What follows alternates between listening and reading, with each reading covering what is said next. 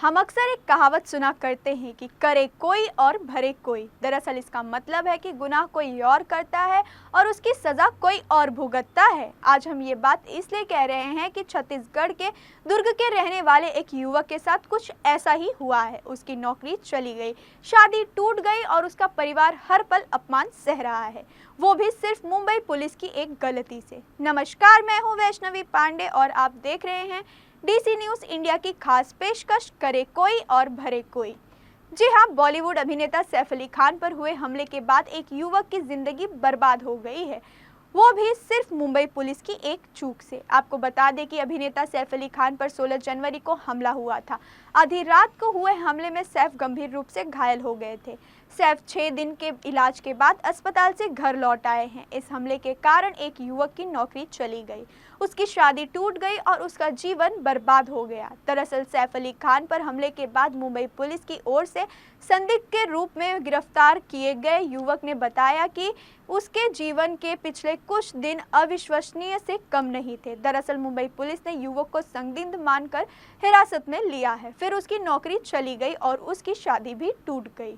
उसका परिवार अपमान का सामना कर रहा है। मुंबई पुलिस ने इस मामले में सबसे बड़ी गलती ये की है कि हिरासत में लेते ही युवक की पहचान उजागर कर दी। आपको बता दें कि 18 जनवरी को मुंबई पुलिस ने छत्तीसगढ़ के दुर्ग रेलवे स्टेशन से 31 साल के ड्राइवर आकाश कनौजिया को हिरासत में लिया था, लेकिन अगले दिन हमले के आरोपी शरीफुल मोहम्मद को गिरफ्तार कर लिया गया, जिसके बाद पुलिस ने आकाश को रिहा कर दिया। आकाश ने कहा कि मेरा परिवार तब स्तब्ध रह गया और उनकी आंखों में आंसू आ गए जब मीडिया ने मेरी तस्वीर दिखानी शुरू की और दावा किया कि मैं इस मामले में मुख्य संदिग्ध हूँ।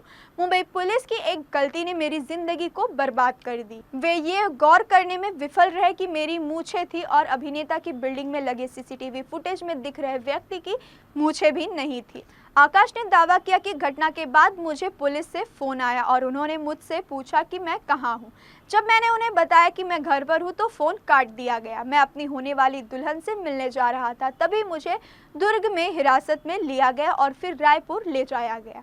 वहां पहुंची मुंबई पुलिस की टीम ने मेरे साथ मारपीट भी की। कनौजिया ने कहा कि रिहा होने के बाद उनकी मां ने उन्हें घर आने के लिए कहा, लेकिन उसके बाद से उनकी जिंदगी में उथल-पुथल मच गई। उन्होंने कहा कि जब मैंने अपने नियोक्ता को फोन किया तो उन्होंने मुझे काम पर न आने के लिए कहा। उन्होंने मेरी बात सुनने से इनकार कर दिया। इसके बाद मेरी दादी ने मुझे बताया कि मेरी होने वाली दुल्हन के परिवार ने मेरी हिरासत के बाद शादी की बातचीत को आगे बढ़ाने से इनकार कर दिया है। कनौजिया ने दावा किया कि लंबे समय तक इलाज के बाद उनके भाई की मौत हो गई, जिसके कारण उनके परिवार को विरार में अपना घर बेचना पड़ा और कफ परेड की एक चॉल में शिफ्ट होना पड़ा।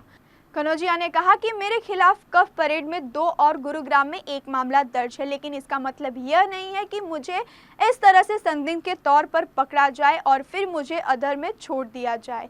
मैं सैफ अली खान की बिल्डिंग के बाहर खड़ा होकर नौकरी मांगने की योजना बना रहा हूं, क्योंकि उनके साथ जो हुआ उसकी वजह से मैंने अपना सब कुछ गंवा दिया है।